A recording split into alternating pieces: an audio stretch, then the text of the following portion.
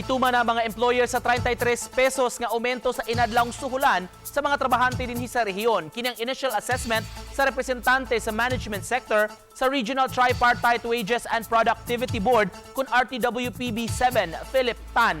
Sukad gipatuman ang wage increase niadtong Oktubre 1. Samtang gitataw ni Tan nga katong mga micro-business enterprise nga dunay napo paubos nga mga trabahante walay labot sa aumento apan gikinahanglan sila nga mokuha og exemption.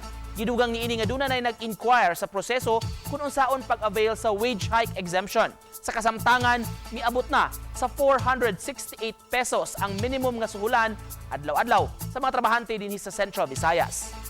Automatic exempted ka if you are registered under the barangay micro business, no? Kanang Bambilo. O sa barangay micro business. Oh, kanang magpabot mo ablit ang kompanya na less than 3 million ang atong kapital, Okay. then less than 10 ang atong empleyado.